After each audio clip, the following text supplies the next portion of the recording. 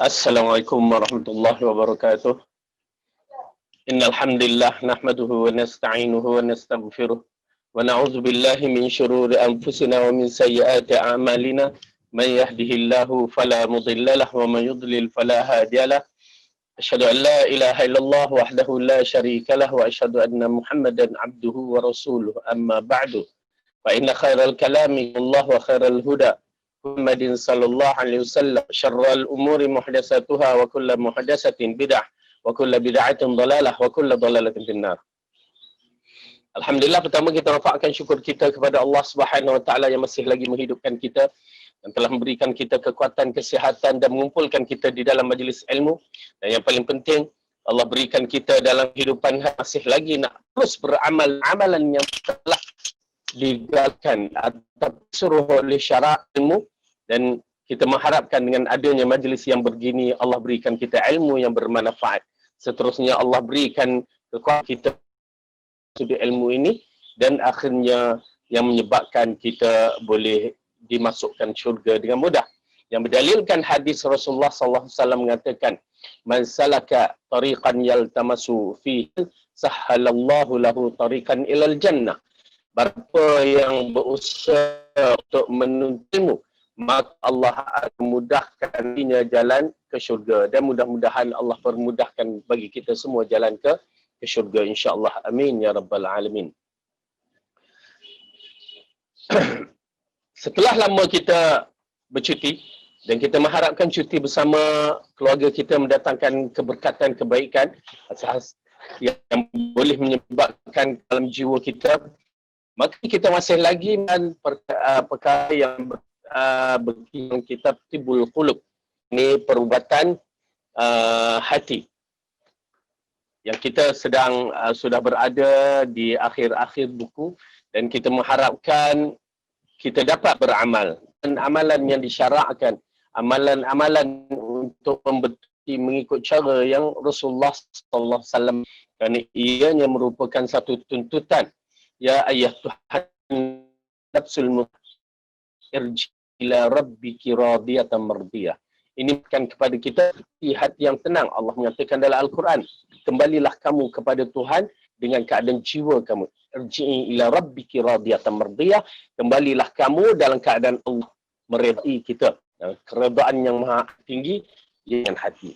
Jadi tuan-tuan dan puan-puan, hati memerlukan penjagaan yang teliti, memerlukan penjagaan yang bersungguh-sungguh, kerana bila hati terjaga dengan betul, ya, maka insya-Allah segala-galanya akan terselamat dari sudut amalan-amalan yang lain-lain. Apakah penjagaan itu yang dimaksudkan?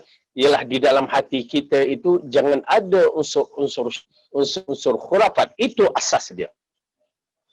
Itu asas dia. Kerana apa? Yang lain-lain untuk mengingat melembutkan apabila tidak tauhid kita, ya, berada Allah menentu hati kita. Beriman memberikan jalan yang betul, kita mengikut amalan yang lain. Hati kita beriman kepada Allah, kita tidak akan segala amalan, hati akan betul. Tuan-tuan dan puan-puan, itulah agama kita untuk menjaga masalah hati, pemilihan hati yang perlu kita ambil. Mudah-mudahan tuan dan perempuan dapat, seperti mana saya berusaha, semua usaha, dan ingin mendapatkan nafsul mutmainnah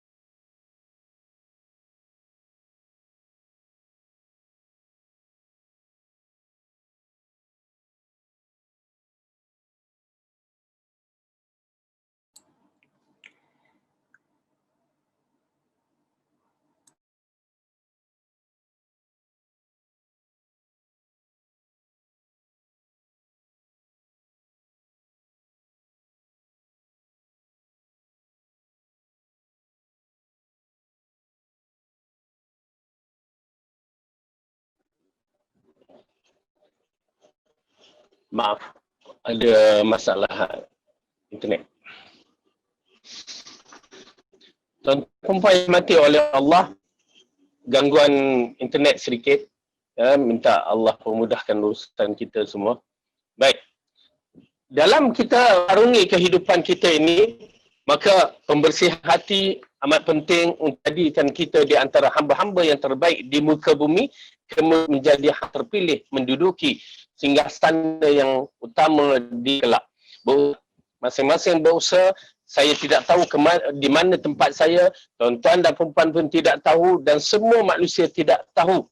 Ya, dan kita hanya mengharap pada Allah agar akan kita apa yang dijanjikan. Allah, mudah-mudahan Allah berikan kita seperti mana yang dijanjikan, insya-Allah.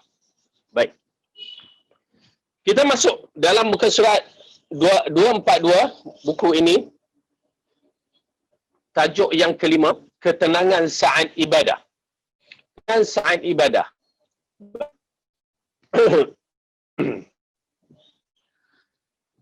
Ada beberapa ketenangan di antaranya saat mendirikan ketentuan ibadah. Ya, di antaranya saat mendiri ketentuan ibadah yang mendatangkan rasa tunduk dan khusyuk, tertahannya seluruh pandangan dan menjadi mengumpulkan segenap hati fokus kepada Allah sehingga ia menjalankan ibadah dengan tubuh dan hatinya. Okey. Ini di antara perkara yang berkaitan dengan kenikmatan dalam siri beribadah kepada Allah. Kenikmatan yang begitu tinggi beribadat kepada Allah yang kita cari-carikan, yang kita mengharapkan agar Allah berikan kepada kita dan perempuan. Kadang kita lakukan ibadat itu secara terpaksa. Bila secara terpaksa, kita akan menyaksikan perbuatan-perbuatan kita seperti tidak ikhlas. Amalan-amalan kita seperti tidak bersungguh-sungguh.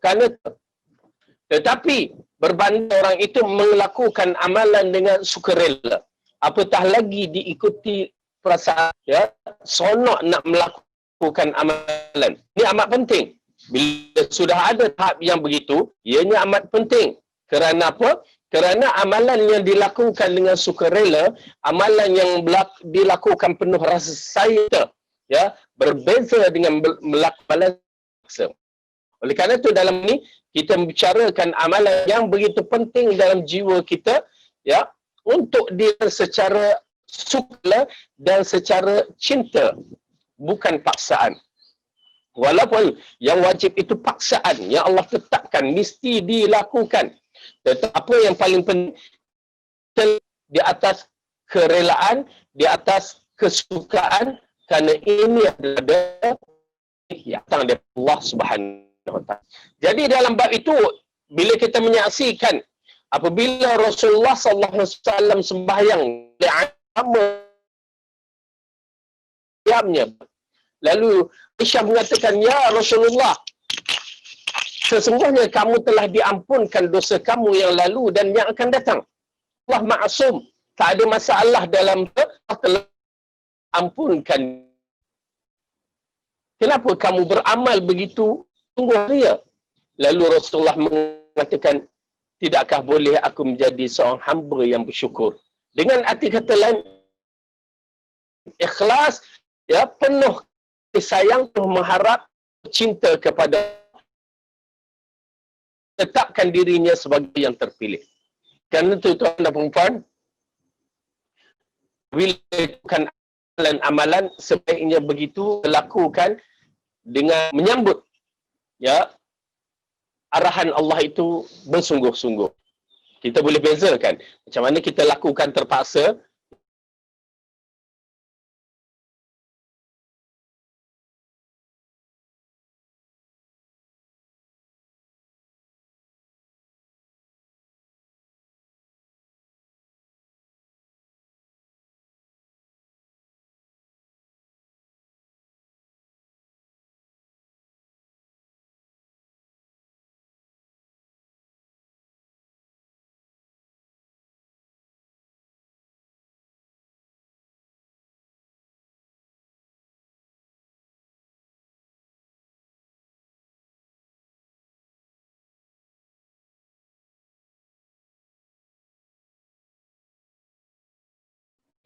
Bagaimana kita melakukan amalan secara terpaksa, melakukan amalan secara sukarela. Berbeza.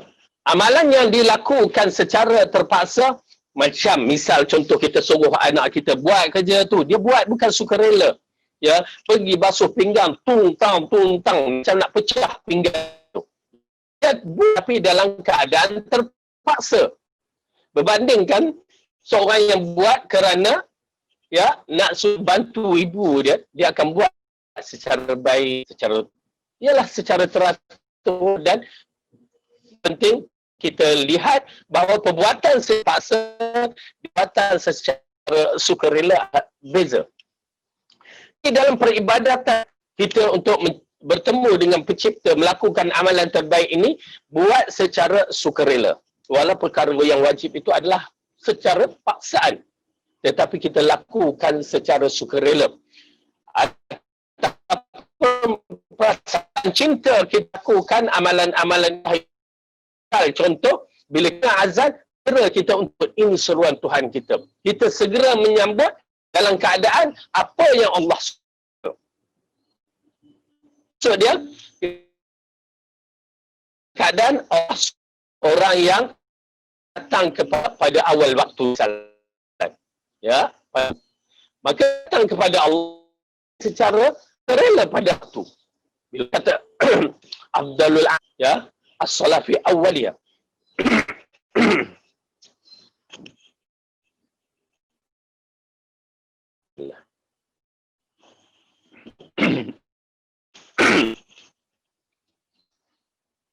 Amalan itu adalah melakukan solat pada awal waktu.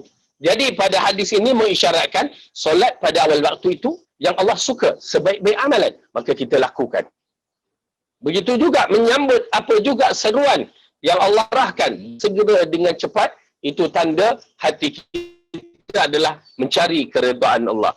Jadi dari ketenangan itu dia datang dalam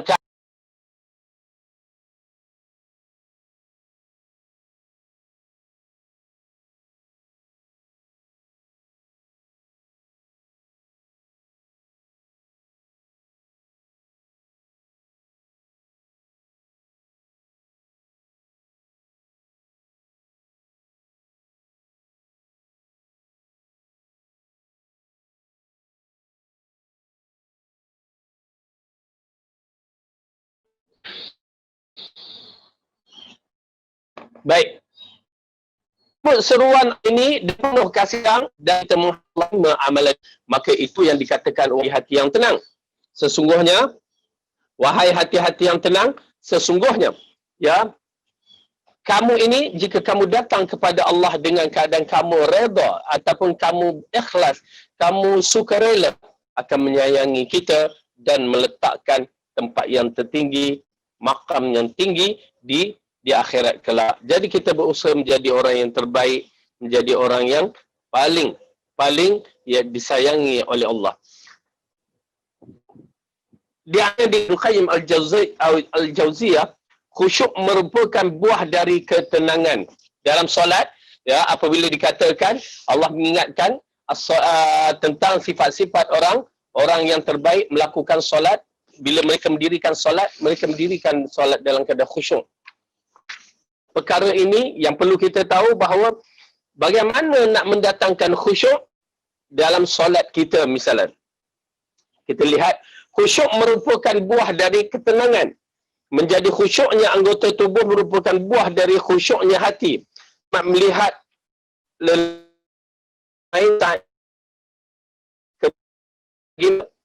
hatinya khusyuk, maka anggota badannya pun di sini dikaitkan dengan hadis itu memainkan kita keduduk kita ataupun tidak. Kalau seorang itu tak mempelajari sifat solat, dia tidak akan tahu cara khusyuk. Kalau kita melakukan solat, apa yang kita tahu je tanpa kita mempelajari, maka di sana penyelewengan dalam solat. Tuan-tuan dan puan-puan, bagaimana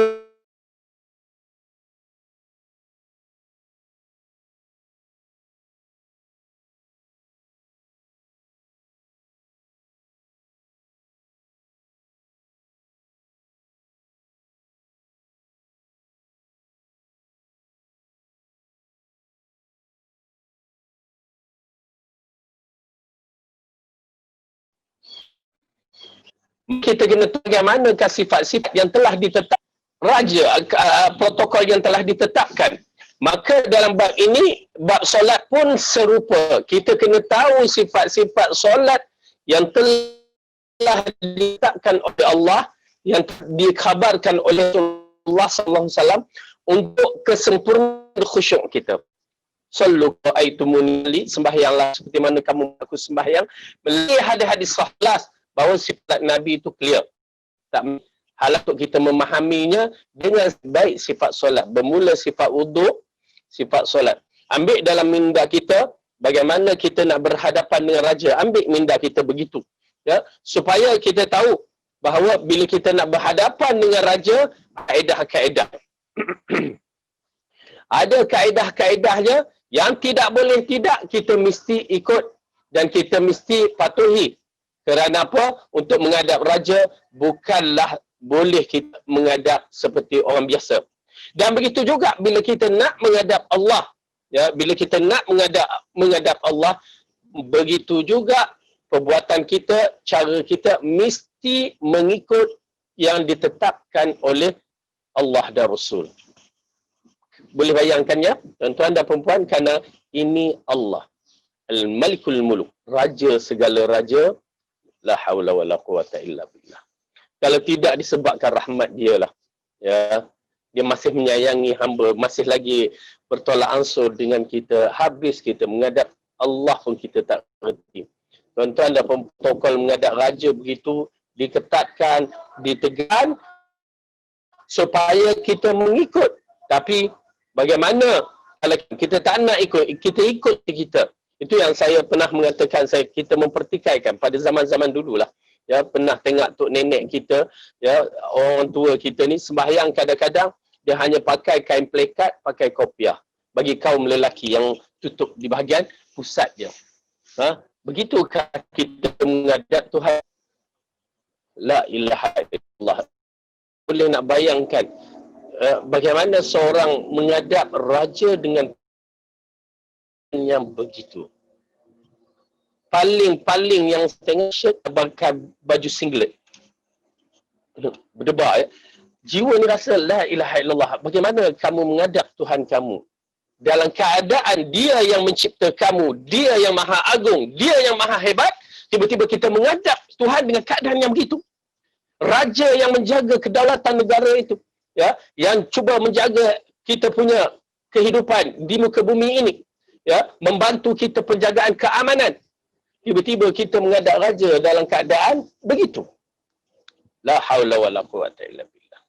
Sedangkan baju punya banyak, baju yang majlis kahwinnya, baju yang nak kahwinnya, bajunya keluar jalan, keluar jauh jalan dekat, punya banyak. Tuhan dengan baju t-shirt. Oleh kerana itu bagi mereka yang kelebihan dalam bab itu, bila melakukan solat, pakailah yang cantik-cantik. Dan pula ya, bajunya alhamdulillah berbunga-bunga dengan tai lalat. Zalah yang sehat. Ya. Ini merupakan sebenarnya adab kita dengan Tuhan, bagaimana meletakkan Tuhan itu pada iman kita. Kalau nak tengok amalan kita, kita lihat letak iman kita kepada melalui amalan kita. Kalau bakung itu bertaik lalat, kita menghadapkan, bukan masalah apa, dia lipat-lipat, lepas pakai tu dia peruknya, dia lipatnya dalam. Ya. Kita tak kata apa kalau benda tu, ialah kalau orang tu miskin, kita katakan, tetapi kalau, tapi kena jagalah ada adab. Ya. Ini dilipat, letak tudung tu apa, telefon dalam keadaan basah, dia bertaik lalat. Dan lepas tu tak basuh. Begitu juga. Ya, saya tak faham, maaf, saya tak tahu mana seorang itu menghadap Tuhan begitu. Sedangkan waktu dia nak menghadap baru, pakai Masya Allah, tabak. Itu belum dia jadi pengantin baru. Belum dia jadi raja sehari. Ya. Oleh kerana itu, tuan-tuan dan perempuan, kita kena berusaha menjadikan kita di antara orang-orang yang kepada Allah yang untuk mendatangkan khusyuk. Untuk mendatangkan khusyuk. Dan di antara yang disebutkan dalam bab ini, ya, apabila seorang itu ingin mendatangkan khusyuk, mungkin walaupun hadis ni kita katakan hadis ni dhaif, Dan begitu yang diceritakan dalam ini berkaitan dengan perkara tersebut. Jangan mempergerakkan dalam siri solat kita. Kerana tu kehadiran kita dalam solat amat penting. Rasulullah katakan pada di kalangan sahabat tu datang dan gegas nak masuk solat. Keadaan dia rukuk, bila dia rukuk Allah, dia berrukuk dekat pintu masuk. Lepas tu dia berjalan sambil boleh bayang, dia rukuk, dia jalan ke depan. Lepas Allah siapa yang buat begitu tu kan saya Rasulullah. Ya. Ini perangai tu. Datanglah dengan ketenangan, datang dengan penuh ketenangan untuk melakukan solat. Itu dia kaedahnya. Kalau nak datang awal, kerana kita menyambut suruhan pencipta kita. Mengulangi mula perbuatan itu. Ya. Macam kita tengok, kena jaga adab-adab, kita tak galakkan. Kalau nak teguh gapah, nak masuk dalam solat jemaah, berjalan je lah sampai ke imam tu, angkat takbir. Okey, baik. Dan begitu juga kita menyaksikan Rasulullah menegur seorang sembahyang yang tidak ada tamanina. Ada dia rukuk, tak ada dia ni kontrolkan, dia sujud kira cepat seperti ayam patuk, maka menegur dia sehingga Rasulullah kata ulang solat kamu tidak, kerana perbuatan itu tidak mendatangkan ketenangan yang pengabdian yang dituntut oleh syarak. Kita lihat yang keenam, faktor-faktor yang membawa kepada ketenangan. Jika berkata kamu telah menutup berbagai bahagian ketenangan, kesimpulannya, buahnya dan tanda faktor-faktor apa yang mendatangkan ketenangan. Saya menjawab faktor itu adalah menguasai pendekatan hambanya ke Tuhan yang agung. Ya, kalimah hamba kepada Tuhannya yang maha agung. Subhanallah. Kalimah ini amat penting. Kerana kalimah inilah yang menyebabkan kita faham kedudukan Allah, Tuhan kita, yang kita ketengahkan siri amalan kita. Ia seakan-akan melihat Tuhannya. Ini ya ubudiyah yang puncak dalam siri ubudiyah yang disebutkan ihsan. An ta'budallaha ka'annaka tarahu fa in lam takun tarahu fa innahu yaraka. Yang Rasulullah mengibaratkan siri amalan-amalan terbaik yang disebutkan ihsan. Ya, yang disebutkan ihsan. Apa dia ihsan? An ta'budallaha ka'annaka tarahu. Menyembah Allah seperti kamu melihatnya. Fa illam takun tarahu, jika kamu tidak melihatnya, fa innahu yaraka, maka dia melihat. Dan tentu kita tidak melihat Allah dan Allah melihat kita, ya. Itu yang diambil kira. Dimisalkan CCTV itu, ya, fokus duk tengok apa yang kita buat. Ya, kalau CCTV itu fokus duk tengok apa yang kita buat, tuan-tuan dan perempuan, kerja kita masya-Allah, kerja kita terjaga. Ya, kalau kita buat kerja-kerja tu, bila CCTV tengok, rasanya pencuri pun tak jadi warak ke main. Ini kita saksikan klip video orang tu jumpa beg duit, dia ambil beg duit, tiba-tiba dia perasan CCTV nampak. Dia dia letak kat bawah, dia kata, tuan, beg duit tu jatuh. Hanya bapak nak menyinya tadi. Subhanallah. Tahu CCTV itu macam majlis, kalau kita berada di majlis kahwin kan, waktu makan masya-Allah, ya, mulut tu tenganga punya besar, tiba-tiba video orang yang duk rakam tu fokus pada kita, daripada mulut yang besar menjadi mulut kecil, alam mengganti. Ini direkod, ini akan akan, ya, maka jaga diri kita dengan secantik-cantik sebaiknya. Tuan-tuan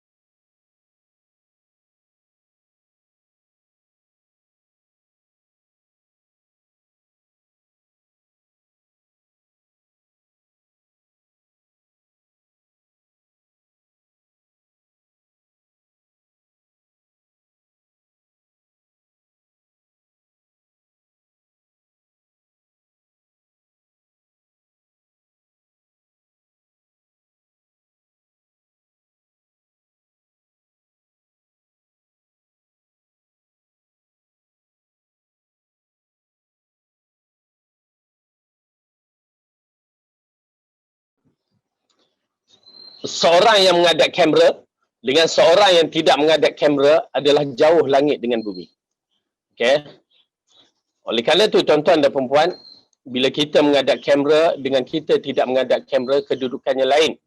Bila kita menghadap kamera dalam keadaan kita agak masya-Allah, kita akan jaga diri kita sebaik yang mungkin, berakhlaknya kita, beradabnya kita.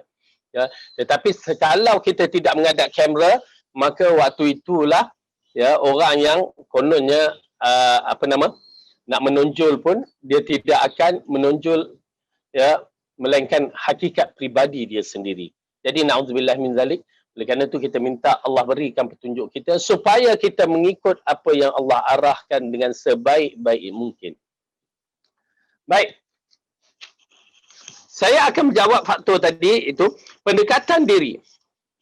Ketika pendekatan diri ini semakin intensif, maka seorang hamba mempunyai rasa malu, tenang, cinta, tunduk, khusyuk, takut dan memiliki harapannya yang tidak bisa dia perolehi kecuali mendekatkan dirinya kepada Tuhannya. Okey. Dengan arti kata lain, jika perasaan ini tidak ada dalam jiwa dia, maka kita akan melihat pendekatan mereka ini tidak seperti hakikat yang dituntuti. Oleh kerana itu pendekatan ini amat penting. Tuan-tuan dan perempuan, perkara yang dikaitkan dengan khusyuk dalam siri solat pertama sekali ialah berkaitan dengan takwa kita, keyakinan kita kepada Allah. Bagaimana keyakinan kita kepada Allah? Seperti mana yang kita katakan tadi, keyakinan seperti mana kita berada di majlis raja, kita sedang menghadap raja, begitu juga kita sedang menghadap Allah. Bagaimana keyakinan kita menghadap Allah itu amat penting. Maka kita keluarkan jiwa kita, raga kita, semuanya kepada Allah untuk memastikan. Oleh kerana itu, bila kita menyaksikan di antara perkara-perkara yang mendatangkan khusyuk dalam solat kita, ya Rasulullah katakan, kalau ada makanan tu makan dulu sikit. Ya, kalau mengantuk sangat kita tidur kejap. Kalau nak buang air kita pergi buang air dulu. Itu kan apa? Untuk mendapatkan kekhusyukan. Bila datang berpakaian solat dalam keadaan pakaian yang harum, ya, ataupun pakaian yang teratur. Semua itu untuk mengkhusyukkan diri kita dalam siri solat kita. Baik. Pendekatan ini merupakan pondasi semua pekerjaan hati, sedangkan tiangnya hal yang berdiri dasar tersebut. Nabi SAW telah mengumpulkan semua pokok-pokok dari pekerjaan-pekerjaan hati dan cabang dalam satu kalimah, iaitu sabda baginda yang berkaitan dengan ihsan. Sembahlah Allah seakan-akan kamu melihatnya. Ya, anta'budallaha ka'annaka tarahu. Maka renungilah setiap kedudukan dan semua kedudukan dalam agama, setiap pekerjaan dari semua pekerjaan hati, bagaimana kamu menemukan mana yang menjadi pokok dan sumbernya. Ibnu Qayyim Al-Jauziyah mengetengahkan satu kalimah yang baik. Dia mengatakan dalam siri amalan-amalan kita ini, untuk mendapatkan kekhusyukan,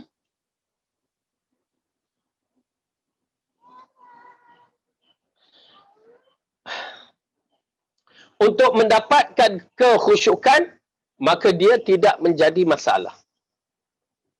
Apa ni? Okey, pada satu kalimah yang agung ini, untuk mendapat siri semua kekhusyukan dalam amalan-amalan, ialah kita menganggap dengan keyakinan kita daripada hadis, sembahlah Allah seakan-akan kamu melihatnya. Kalimah itu agung.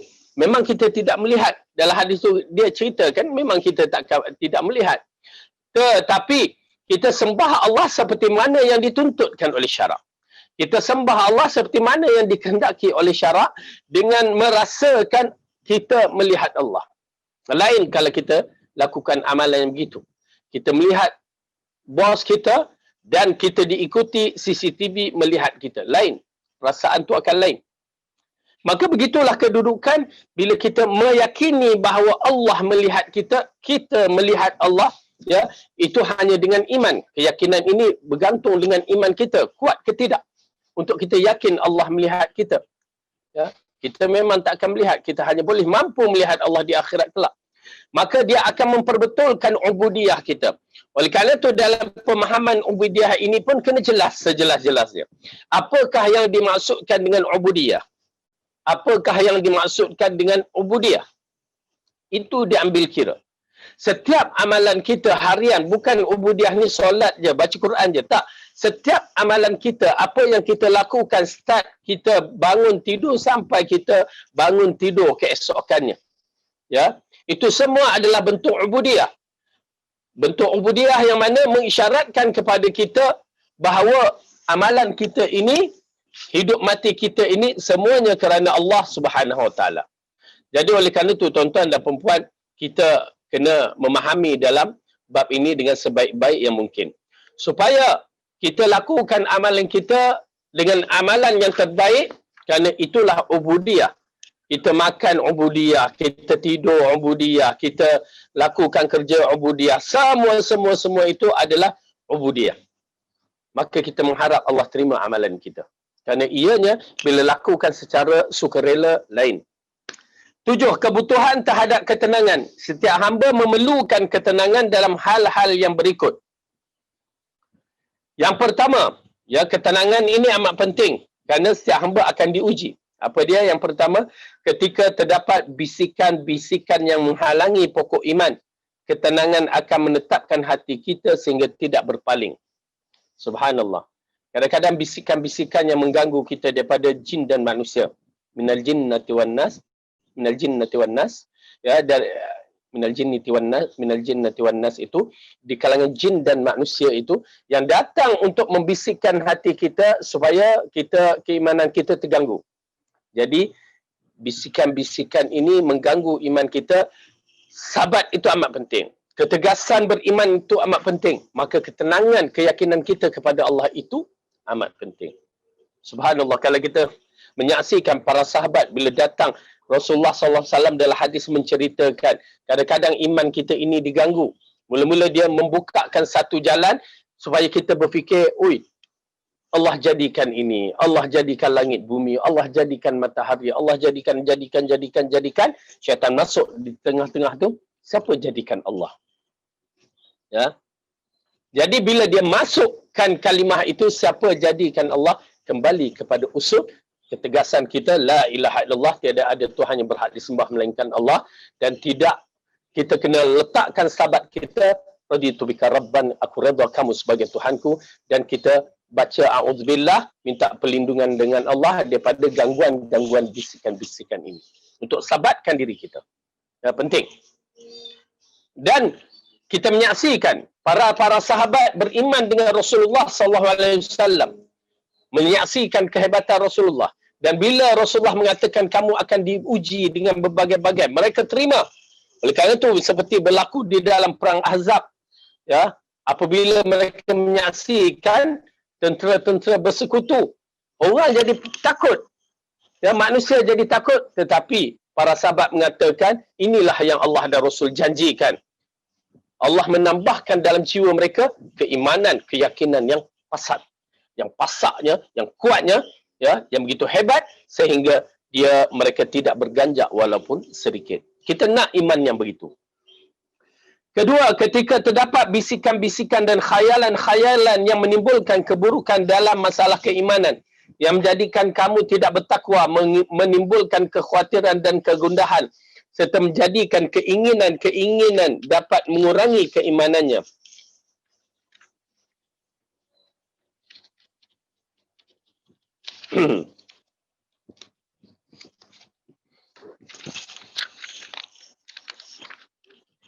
Ketika, okey, dalam bab ini, nombor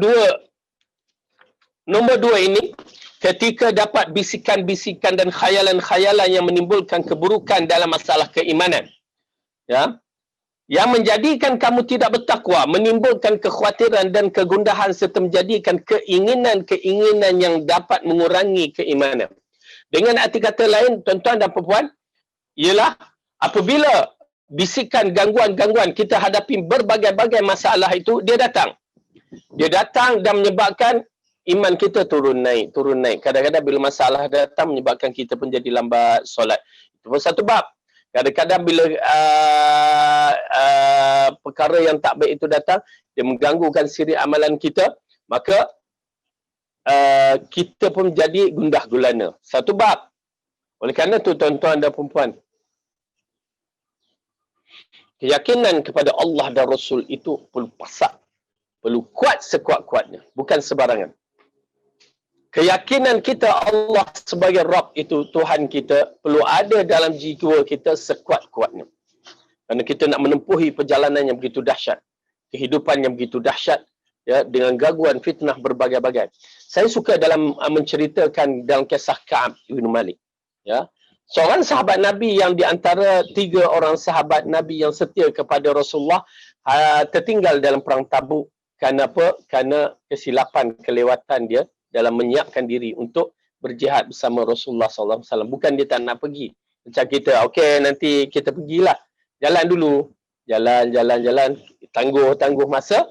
Sampai, ya, bila dah tangguh, alamak dah terlewat, baru nak kejar tempat, tiba-tiba dah sampai tu, ya, maksudnya tak boleh masuk dah. Bukan tak nak pergi, tapi jenis suka menangguh ni. Alah, macam kita juga kadang-kadang tangguh, nak basuh kain sudah menggunung kain, barulah. Ya, menggunung pinggan mangkuk, barulah kita nak basuh. Waktu itu mulalah kita mengamuk kiri dan kanan. Okey. Jadi dalam bab itu, Ka'ab Ibn Malik agak menarik dalam kisahnya yang panjang, tetapi saya ringkaskan. Pada hari dia bertemu dengan Rasulullah balik di Masjid Nabawi, dia panggil semua orang yang tidak masuk, tidak pergi berjihad, dalam perang Tabuk.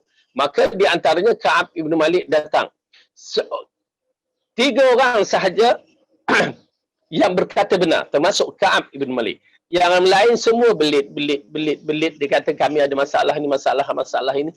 Ya, Allah menceritakan sendiri dalam Al-Quran mereka ni pembelit. Hanya 3 orang je yang benar. Jadi di antaranya Ka'ab Ibn Malik. Dalam peristiwa itu Ka'ab Ibn Malik yang kita tahu bahawa Rasulullah SAW kalau ikutkan dalam asar itu, Rasulullah mengarahkan boikot kepada Ka'ab Ibn Malik. Rasulullah mengarahkan boikot pada Ka'ab Ibn Malik. Bila boikot Ka'ab Ibn Malik, ianya merupakan satu perkara yang agak sukar. Seorang itu diboikot, seorang itu dihalang untuk berhubung, berbicara dan segala-galanya. Maka ianya menjadi perkara itu agak sukar. Dalam kisah Ka'ab Ibn Malik ini, apabila dia diboikot, subhanallah tuan-tuan dan puan-puan, kalau kita dah diboikot, arwah kita, nanti kamulah. Dia seorang yang kaya, dia seorang yang gagah, dan dia mempunyai aura kepimpinan dia sendiri. Kan? Kalau nak boikot lah. Aku okey je. Macam sekarang, orang yang Masya Allah, Allah bagikan rezeki kepada dia. Hari-hari COVID yang begini, dia masih boleh hidup. Biasa, seperti biasa. Ya, wang dia banyak, kesihatan dia ada, ya, dan kemudahan untuk dia ke mana-mana pun tidak jadi masalah. Dia boleh dapat surat kebenaran untuk ke mana-mana. Tak jadi masalah. Tiba-tiba di waktu itu, maka datanglah satu surat dari Raja Rom. Ya, surat dari Raja Rom ini berkaitan dengan tawaran Raja Rom kepada Ka'ab, pemuda ini yang telah diboikot oleh Rasulullah SAW. Tuan-tuan dan perempuan, tawaran dari Raja Rom, ya, untuk menjadikan dia orang yang tertinggi di dalam kerajaan, ya, untuk berhadapan dengan Rasulullah SAW. Dengan arti kata lain begitu. Tuan-tuan dan perempuan, tawaran seorang raja yang sudah tentu lumayan apa yang nak diberikan kepada Ka'ab Ibn Malik. Dan Raja Rom tahu, dia pilih Ka'ab Ibn Malik kerana yang saya sebutkan tadi. Dia seorang yang asalnya tidak memerlukan apa-apa lagi. Dia mempunyai ciri-ciri yang hebat pada dirinya. Oleh kerana itu Raja Rom mencari dia dan menawarkan dia dengan tawaran yang begitu tinggi. Tetapi tuan-tuan dan perempuan, lelaki yang beriman kepada Allah, seorang yang beriman kepada Allah, dia tidak tergoncang dengan rasuah-rasuah yang berbentuk begitu, tawaran-tawaran yang berbentuk begitu. Lelaki yang beriman kepada Allah, dia ambil surat Raja Rom itu, lepas dia baca, Ini musibah yang kedua, dia kata. Ya, Allah nak menguji hamba-hambanya dengan ujian-ujian yang begitu. Oleh kerana itu, tuan-tuan dan puan-puan, sabat itu penting. Sabat ataupun ketegasan, ketetapan hati itu penting. Supaya kita tidak tergoncang, ya, tergoncang dengan ujian-ujian. Kadang-kadang kita ni ujian dengan berbagai. Apatah lagi akhir zaman kita melihat percaturan politik yang menggerunkan. Ujian-ujian adalah rasuah-rasuah yang berbentuk bukan sedikit. Na'udzubillah min dzalik. La haula wala quwata illa billah. Allah melaknati mereka-mereka yang mengamalkan rasuah. Itu yang ada disebutkan dalam hadis, orang yang mengamalkan rasuah dilaknati. Dia menjadi fitnah kepada ummah. Tujuan perjuangan, tujuan untuk membela itu telah hilang. Tetapi tujuan adalah semata-mata untuk memungut hasil dunia.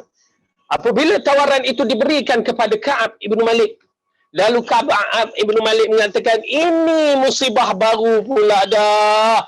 Datang musibah yang terbaru. Sudahlah aku ni diboikot oleh Rasulullah sebagai satu ujian. Datanglah pula musibah ini. Lalu Ka'ab ibn Malik mengambil surat tersebut, lalu dicariknya. Dia cari surat tu. Musibah. Tak ada pula, aku simpan lah kan. Kut-kut lah. Tak ada.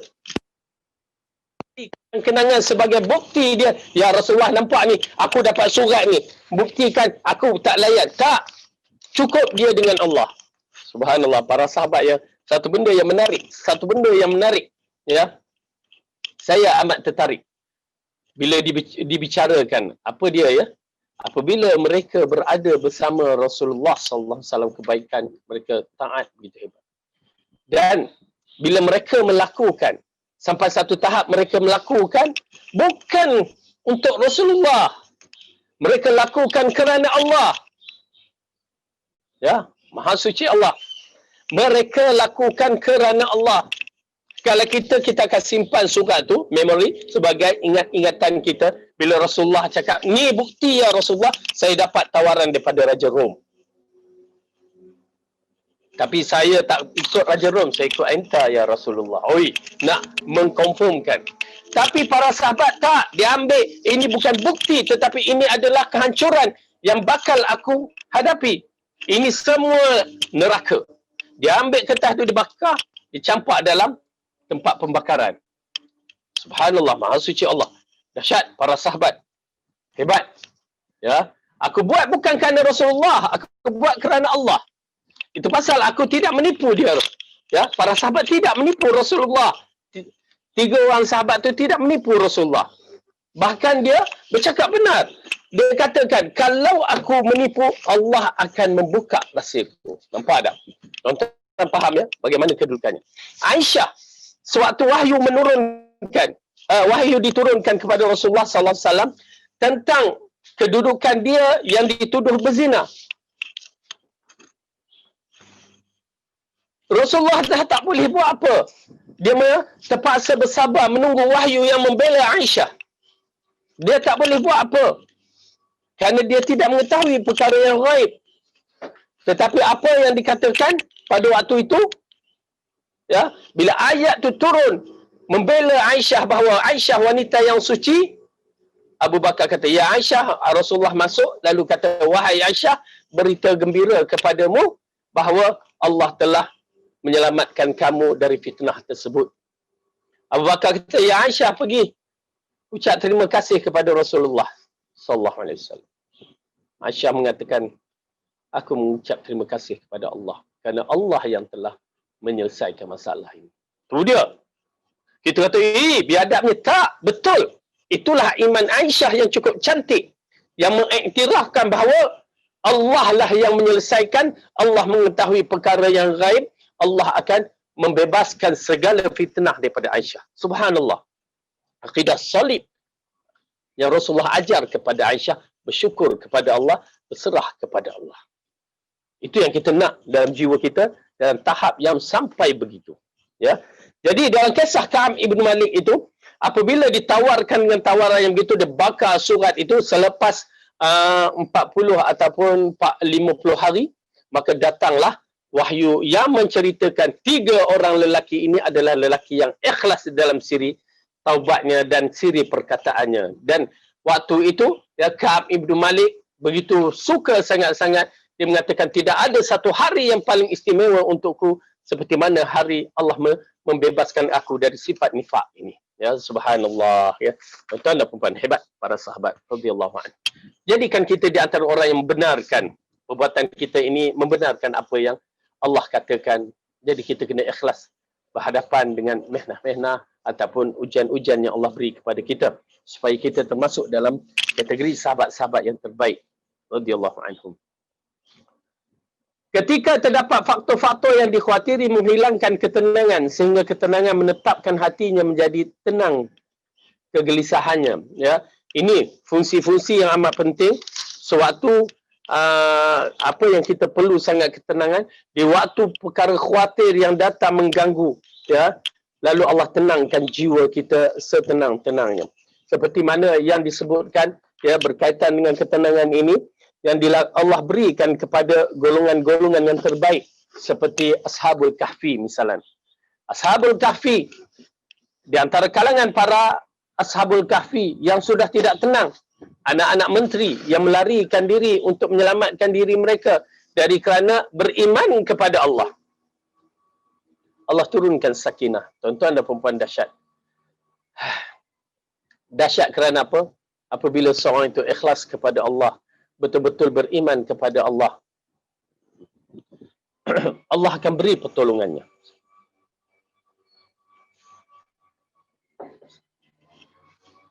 Allah berikan pertolongannya. Ashabul Kahfi yang menyelamatkan dirinya, menyelamatkan imannya. Tak usah kita bicara 3 ke 4, 5 ke 6, 7 ke 8, tetapi golongan itu adalah golongan yang Allah berikan keimanan yang tinggi kepada mereka. Lalu mereka mempertahankan iman mereka. Apabila mereka lari ke arah gua, ke arah bukit yang ada gua tu, tuan-tuan dan perempuan, bukit itu tak ada siapa nak pergi selama 300 tahun. Kata nak pergi jenguk ke, mereka tidak berminat. Allah tutupkan hati mereka. Orang-orang yang melalui kawasan itu. Bukan dikatakan bukit itu tersorok, tidak. Tersoroklah sikit, tapi maksudnya nak dikatakan tersorok, tidak. Allah tidak biarkan orang-orang yang menjadi penyokong-penyokongnya. Lalu Allah turunkan sakinah ke dalam hati mereka. Mereka tertidur. 300 tahun, tuan-tuan dan perempuan, tertidur. Kalau ikutkan, kalau dah tidur tu mereka dibunuh, dia apa, memang tak menjadi, memang perkara yang boleh berlaku. Tetapi 300 tahun, hanya Allah yang mengetahui bagaimana diturunkan sakinah kepada mereka. Jadi, dalam bab ini, kita melihat ketika faktor-faktor yang dikhawatirkan menghilangkan ketenangan, sehingga ketenangan menetapkan hati menjadi ketenangan, menjadi tenang kegelisahannya. Itu kemuncak yang terbaik. Ya. Oleh kerana itu, bila kita menyaksikan isteri Fir'aun, isteri Fir'aun, Allah sebutkan di dalam surah At-Tahrim. Ya. Okey, kita buka surah Tahrim. Kita tengok isteri Fir'aun. Kalau ikutkan, ini saya teringat orang kata, Ustaz, suami saya nakkan saya jadi seperti isteri Nabi atau isteri-isteri sahabat. Ya. Baguslah. Dia nak kita jadi macam isteri sahabat, dia tak jadi macam macam sahabat. Mana boleh dapat macam isteri sahabat kalau dia tak jadi macam sahabat? Oh, dia pusing ke situ. Jangan begitu, tuan-tuan dan perempuan. Kalau kita nak pusing begitu, mana kedudukan Asiyah isteri Fir'aun bersama dengan suaminya Fir'aun yang lebih zalim daripada manusia biasa. Okey.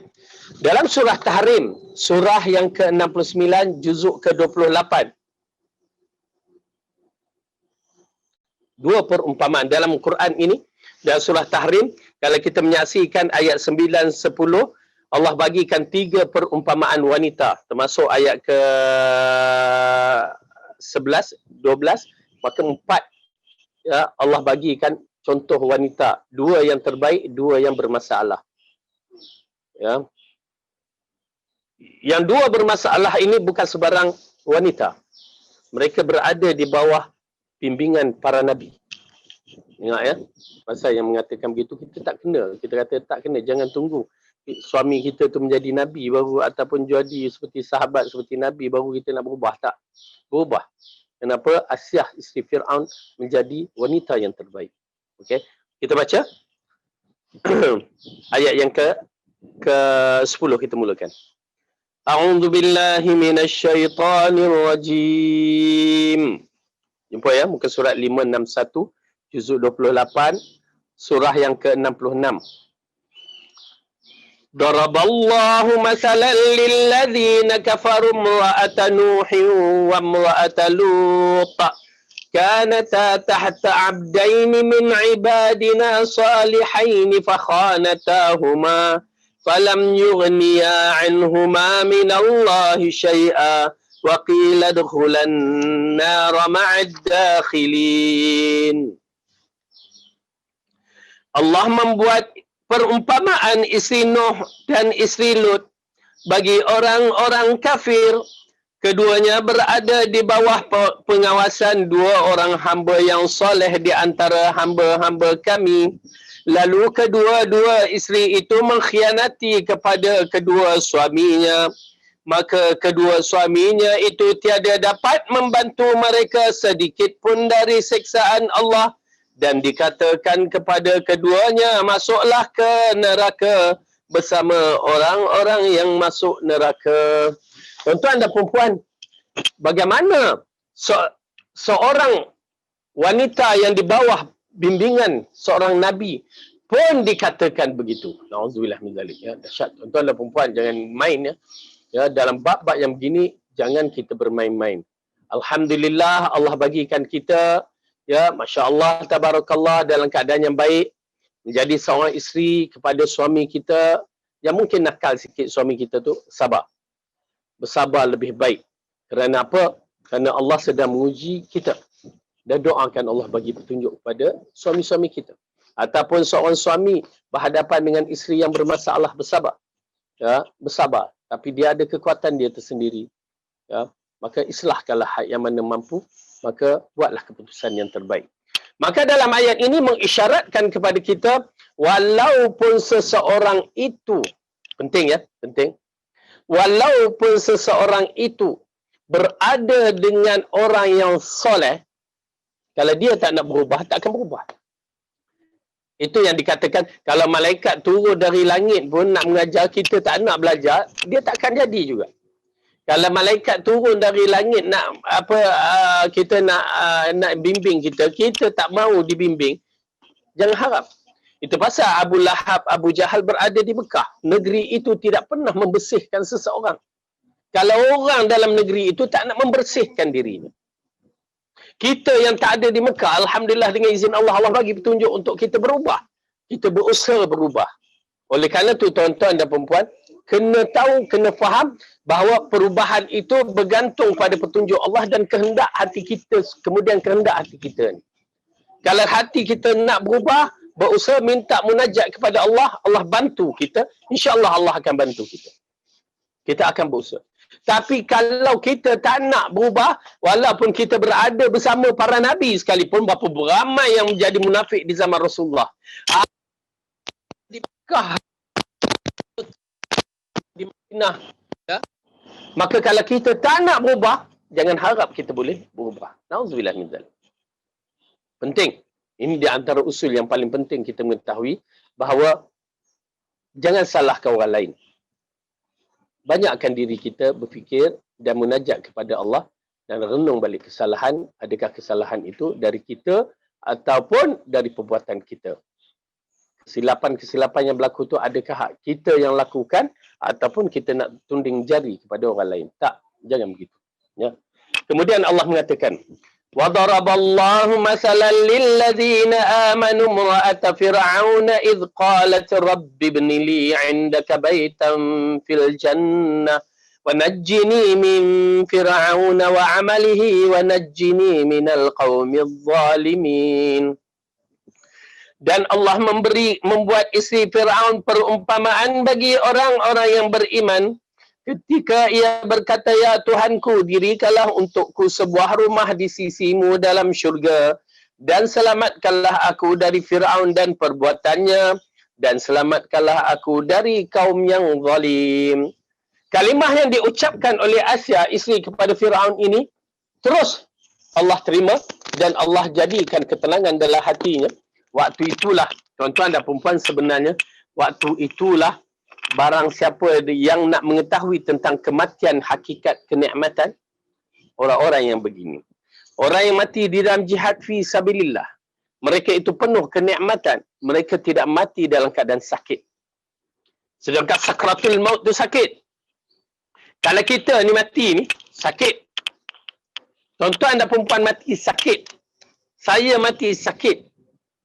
Dikecualikan dalam keadaan orang yang mati dalam jihad fi sabilillah. Ya, mati dalam jihad fi sabilillah kerana mereka itu tidak merasa kesakitan, seperti hanya terkena pisau sedikit je. Sikit. Sak, macam kita potong bawang tu, Allah, potong bawang je dah terluka. Ya. Jadi terluka. Maka sakit itulah yang begitu. Kesakitan ada tetapi berat ke tidak. Tetapi keadaan yang menakutkan bagi kita. Kerana innal mauta la sakarat, kata Rasulullah, sesungguhnya kematian itu ada kesakitan yang tersangat-sangat. Maka kematian yang begini biasanya orang awam seperti kita. Kematian para nabi, insya-Allah dia tidak ada kesakitan yang berat. Yang kalau ikutkan, kalau para syuhada mati sakit begitu, maka para nabi pun lebih kurang begitu ataupun kurang lagi. Tapi pada maut ada. Tuan-tuan dan puan, ya. Asia yang seharusnya matinya sakit, dia mati. Ya, mati dibunuh oleh Fir'aun, diletakkan, dihempaskan batu ke atas badannya dan dia mati. Tetapi dia tidak merasa sakit. Seperti Ashabul Yasin, waktu mati dikijak oleh orang-orang yang menentang Ashabul Yasin ini. Bila dia meniru kaum dia, mereka tentang, akhirnya mati dan dikijak. Tapi sakit sikit. Itu kelebihan yang disebutkan dalam hadis. Ditanya kepada orang yang mati syahid, lalu mereka mengatakan mereka ingin kembali ke bumi dan berperang. Mati tidak ada. Jadi ketenangan itu yang paling penting. Kesakitan tidak ada, ketenangan itu yang menjadikan mereka tenang lagi. Dan tanpa kita tengoklah, jadi orang dalam masalah itu saja. Ya, apa hal itu? Allah bagi ketenangan. Ya, Allah. Yang keempat, ketika terdapat faktor-faktor menyebabkan kebahagiaan sehingga ketenangan menjadi hamba, jadikan hamba tidak memiliki hasrat yang kuat selalu ada dalam keadaan itu, dan menjadikan dia melampaui batas dan yang tidak seharusnya akan membuatnya melakukan tindakan tersebut. Sudah banyak orang diberikan kenikmatan Allah dengan sesuatu yang membuatnya bahagia, kemudian Allah mengumpulkan kebahagiaan berlipat ganda kepada orang tersebut, lalu dia melewati batas sehingga kenikmatan berubah menjadi kesedihan yang cepat. Jika saya tentukan ketenangan yang dibandingkan kebahagiaan, maka saya mengharapkan yang disebutkan apabila ketenangan itu amat penting di saat-saat kebahagiaan. Dah bahagia, Allah bagi segala-gala kepadanya. Tuan-tuan dan puan ini yang berujian. Kesusahan ujian, kesenangan pun ujian. Kedua-duanya ada ganjaran pahala yang besar. Allah bagikan Fir'aun dengan kehebatan tentunya ujian. Namrud dengan kekuatan tentunya ujian. Kerajaan Qarun dengan hartanya ujian. Melihat bagaimana sahihnya dia merasa kenikmatan itu sebagai satu kebaikan. Sudah tentu. Tetapi dia lupakan itu yang dimaksud. Dia tidak mendatangkan ketenangan. Ya, harus malam bang hamba Allah. Allah saja ni kawan dia seorang bagi semua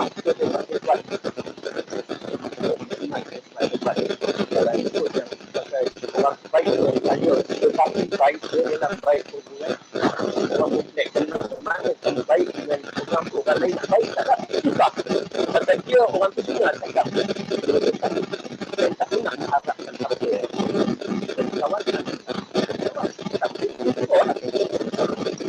kawan gaya mengharapkan apa? Pasal jadi apa dikatakan dia. Jadi kita ya, pada mereka kan, apa yang memang nilai aspek itu juga. Memang yang berkaitan dan dia tengok dia harus dapat seperti dia mempunyai ialah dia kahwin cerai kahwin dengan dia dan kahwin dengan dia alhamdulillah masih tetap lah tapi suami dia tak nak, tak suka lah, tak mahu maksudnya buat suami dia banyak sampai dan suami Allah dia kadang-kadang dia boleh datang ke kawan dia bangun dia katakan bahawa kenangan tidak ada, kenangan tidak ada walaupun harta juga kenangan tidak ada, makan pun sudah dia makan kuih itu pun tak boleh nak masuk tuan dan perempuan bila satu perkara yang menarik dia banyak sebabkan ini jangan perkara yang besar ialah kita sebagai kita akan cuba menyebabkan kerana dia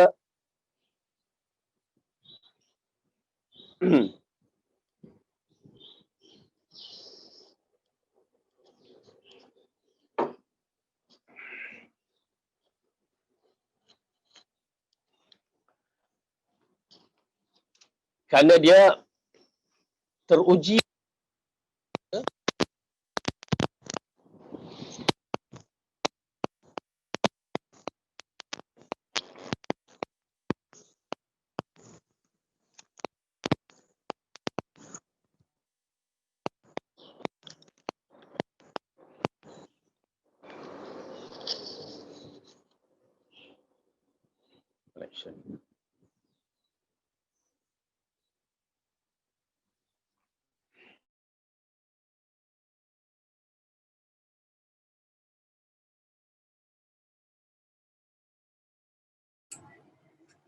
Assalamualaikum Ustaz.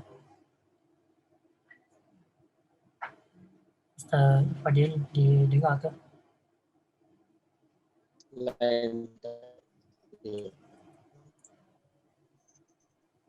Ustaz? dengar. Assalamualaikum. Salam. Dengar. Dengar ke? Dengar baik. Boleh.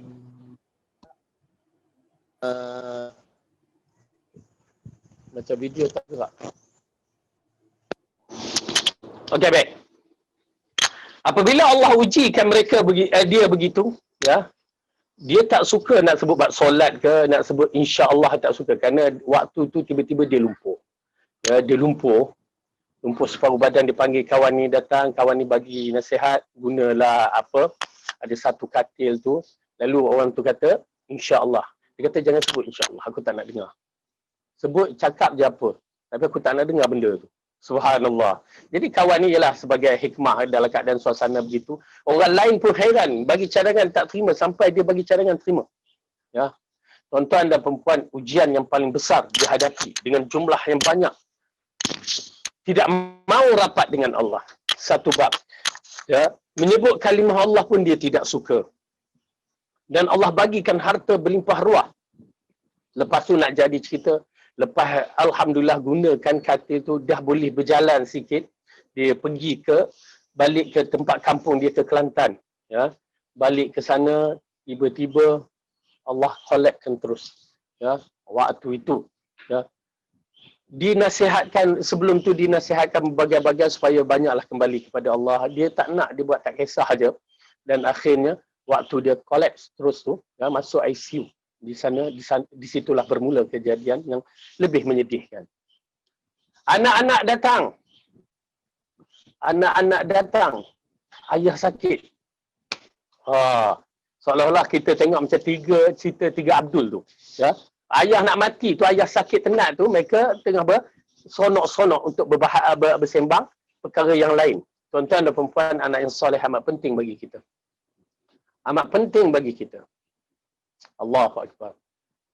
Lepas tu pada mereka dah tahu dah, ayah mereka dah tenat, ya. Tak ada siapa pun yang duduk nak katakan kalimah la ilaha illallah, tak ada. kami penatlah, kami nak pergi minum je. Subhanallah, datang dah, ialah atas alasan datang dia jauh, nak rehat apa semua. Ayah tu dah nak nazak, mereka buat je. Buat tak tahu je. Sampai satu tahap, ya, ayahnya meninggal lah. Orang yang ada dekat dia bukan anak-anak dia. Anak-anak dia katanya ada 7 orang. Bukan anak-anak dia yang ada pada.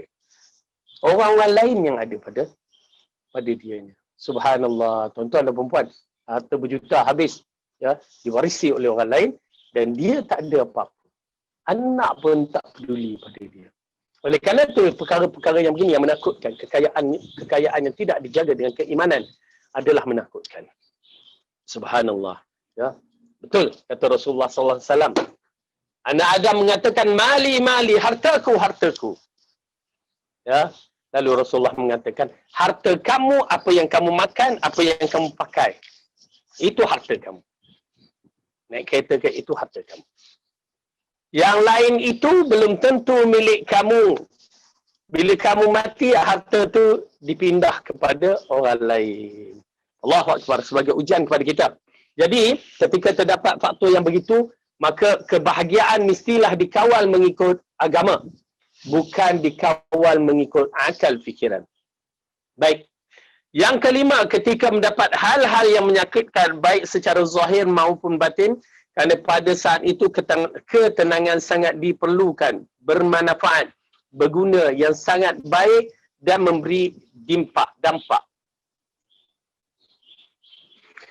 Ketika mendapat hal-hal yang menyakitkan, okey, hal-hal yang menyakitkan tak kira daripada sakit tubuh badan ataupun peristiwa-peristiwa yang berlaku, maka secara zahir maupun batin, kerana pada saat itu ketenangan amat diperlukan. Ketenangan amat diperlukan kerana apa? Kerana ujian-ujian yang Allah datang ini kadang-kadang mengujikan keimanan manusia. Kita menyaksikan ujian yang para nabi terima, seperti Nabi Allah Ayub, ya, bagaimana ujian yang mereka dapat penuh dengan ketenangan mereka hadap. Kelebihan. Memang tidak ada siapa yang boleh men-challenge kehebatan Nabi Ayub dalam berhadapan dengan ujian yang Allah berikan. Tuan-tuan dan perempuan, harta sekelip mata, zup hilang.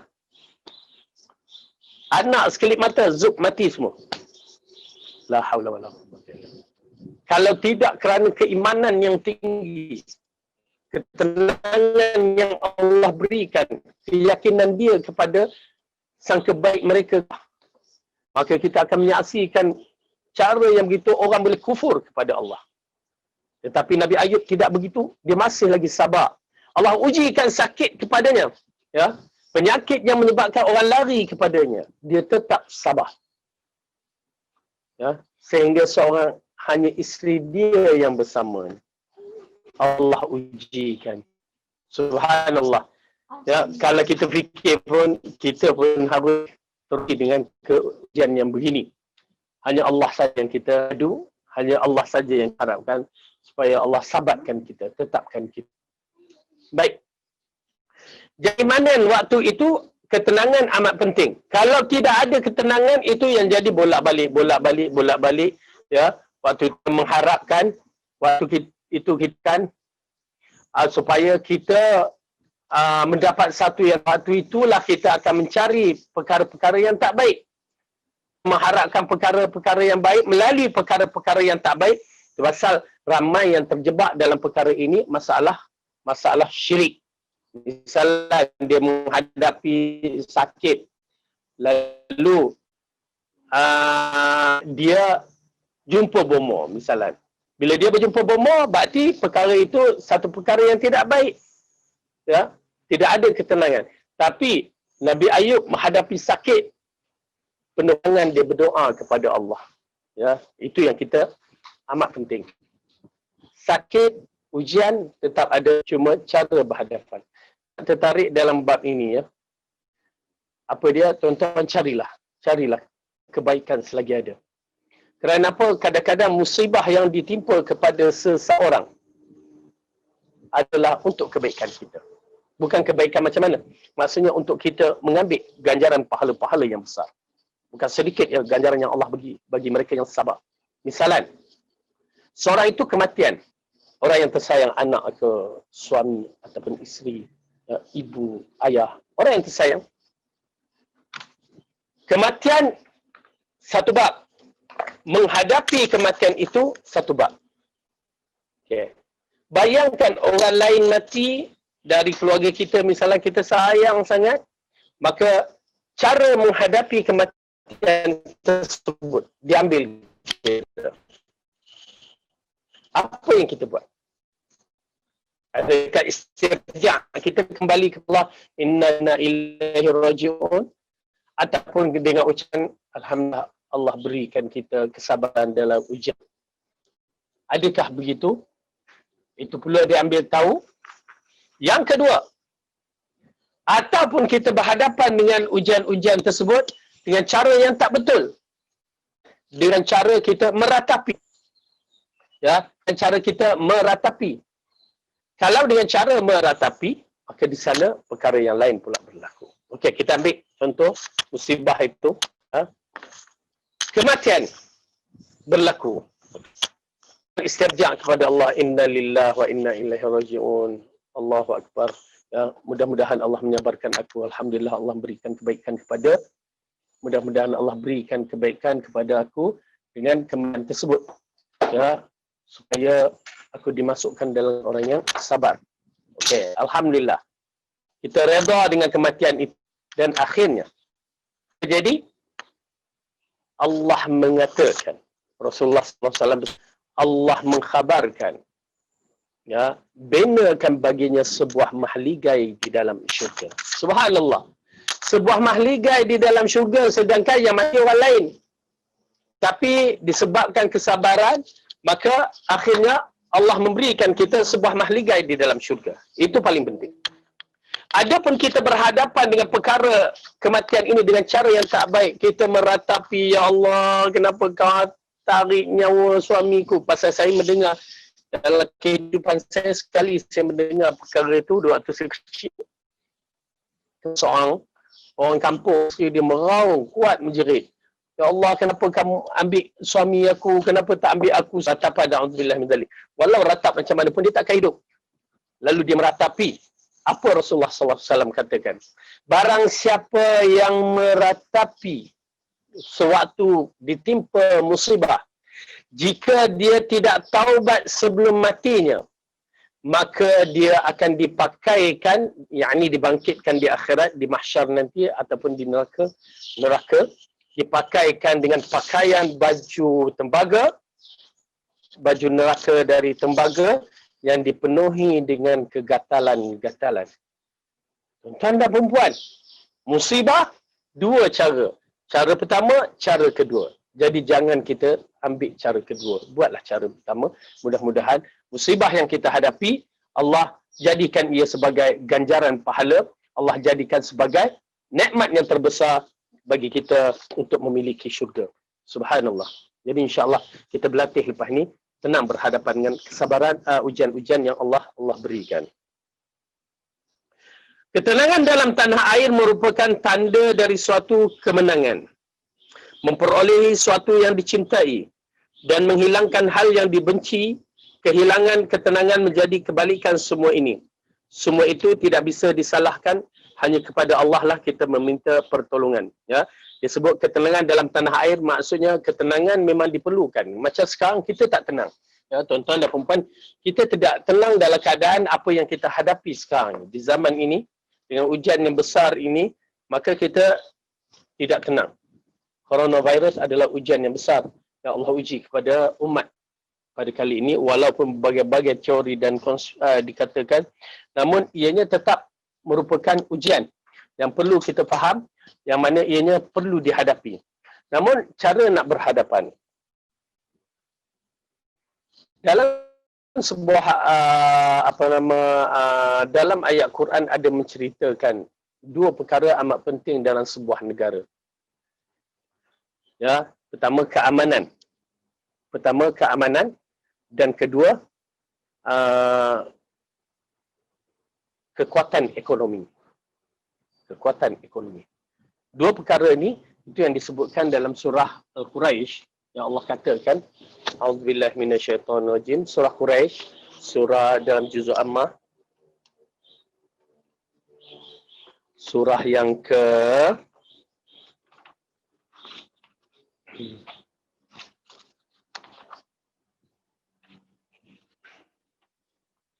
Okey, surah yang ke 106, juzuk 30, muka surat 602, Allah berfirman, A'udzubillahi minasyaitonir rajim. Bismillahirrahmanirrahim. Li'ilafi Quraisy, ilafihim rihlatash shita'i was-sayf. فليعبدوا رب هذا البيت الذي أطعمهم من جوع وآمنهم من خوف. Kerana kebiasaan orang-orang Quraisy, iaitu kebiasaan mereka bepergian pada musim dingin dan musim panas, yakni mereka iktisad ekonomi mereka bergantung pada perniagaan. Kafir Quraisy, orang-orang Arab tanah Mekah tu, di Mekah tu, Madinah, dia ada kurma, ada pohon, dia tanah dia lain, tapi di Mekah kesubur, kalau ikutkan hanya ialah hasil ekonomi daripada bumi ada di sudut tu. Jadi keluar dari untuk perniagaan, sistem barter pada ketika itu, ya, pembelian bertukar-tukar, maka dibawa balik. Kalau macam kita sekarang ni, sistem yang sama juga, bawa barang-barang ke sana dan mereka bertukar-tukar. Musim panas, musim sejuk, mereka ke Yaman, ke Syria, ya, pergi balik dan perniagaan mereka dahsyat. Ya, mereka mahir dalam sudut perniagaan. Dan Rasulullah termasuk orang yang mahir dalam perniagaan. Maka hendaklah mereka menyembah Tuhan pemilik rumah ini, yakni Kaabah. Jadi dalam kalimah itu disebutkan, maka hendaklah mereka menyembah Tuhan yang mempunyai Kaabah, yang menjadikan tempat ubudiah yang paling besar, peribadatan menjadi kiblat umat Islam, ya, Tuhan Kaabah. Bukan kita sembah batu itu, tetapi kita sembah Allah. Okey. Apa dia? Allazi at'amahum min ju', iaitu Tuhan yang telah memberikan kepada mereka makanan. Kalau ikutkan apa tanah situ ada, ya, nak makan apa, air zam-zam itu je. Yang kurma ada sebatang dua je. Tapi Allah berikan makanan. Ini menunjukkan sebuah negara ekonomi kena stabil. Makanan kena ada. Kalau tak ada makanan, orang akan berhijrah. Dan wa amanahum min khauf, dan mengamankan mereka dari ketakutan. Apa juga ketakutan? Wabak, ketakutan tentera, semua Allah peliharakan pada penduduk Mekah. Ini di antara dua konsep yang amat penting kita ketahui, bahawa sebuah negara perlu ada dua yang utama begini. Makanan, yakni ekonomi kena stabil, dan kedua, politik kena stabil, ya, supaya tidak ada gangguan pada rakyatnya di dalam negeri tersebut. Jadi Masya Allah, pada ayat ini mengisyaratkan kepada kita betapa pentingnya kehidupan kita ini dari sudut keamanan di dalam negara dan juga keamanan dalam rumah tangga. Ya. Kemudian merupakan ketenangan dalam tanah air merupakan tanda dari satu kemenangan, memperolehi satu yang dicintai. Ya, dengan adanya keamanan negara, maka segala aktiviti menjadi baik dan menghilangkan hal yang dibenci, kehilangan ketenangan yang menjadikan kebalikan semua itu. Ya. Jadi perkara yang baik ini akan menghilangkan segala yang tidak baik, maka kita duduk di dalam negara yang aman dan tenang. Tapi Allah uji kepada kita, masih lagi tidak aman. Mudah-mudahan Allah bagi petunjuk kepada pemimpin-pemimpin kita. Semua itu tidak bisa disalahkan, hanya kepada Allah lah kita meminta pertolongan. Ya, harapan kita tinggi kepada Allah supaya menyelamatkan kita dari fitnah dunia dan akhirat. Semoga Allah memberikan kita kekuatan untuk beribadah, kekuatan untuk beramal dengan amalan yang terbaik, dan yang paling penting Allah kuatkan akidah kita, keyakinan kita kepada dirinya yang maha agung dan maha suci, supaya kita tidak melakukan syirik dan kita bertawakal kepadanya dengan sebaik-baik tawakal. Jadi insya-Allah mudah-mudahan ilmu yang bermanfaat ini kita dapatlah beramal, ya. Mudah-mudahan kita berdoa kepada Allah supaya Allah campakkan, berikan ketenangan yang setenang-tenangnya. Tuan-tuan dan puan-puan, nikmat ketenangan adalah satu nikmat yang cukup tinggi, yang cukup hebat, ya. melalui pengalaman kita juga kita melihat setengah orang yang sakit, ya, dia berhadapan dengan penuh kenikmatan. Maksudnya dia tenang, dia tahu dia akan misalnya sakit kanser, kadang-kadang doktor tu kata begitu begini kan. Ada yang alhamdulillah disembuh balik, tapi ada yang ya dia mewasiatkan dengan ucapan-ucapan yang cukup manis saya dengar. Ya, saya lihat masya-Allah, ya, apa yang Allah tetap kita redha. Kita sabar dan akhirnya dia meninggalkan dunia dalam keadaan dia redha kepada Allah, dan itulah sebaik-baik sifat bagi hamba-hamba Allah yang ingin kembali kepada Allah, husnuzan bi rabbi, ya, bersangka baik dengan Tuhannya. Jadi mudah-mudahan kita termasuk dalam orang yang cuba mengislahkan diri kita, cuba memperbaiki diri kita, cuba menjadi hamba yang rapat dengan Allah dan menduduki syurga bersama Rasulullah sallallahu alaihi wasallam. Wallahu alam bisawab. Aku qauli hadza wa astaghfirullah li wa lakum. Assalamualaikum warahmatullahi wabarakatuh. Dan saya minta maaf kerana internet ada problem sikit, ya.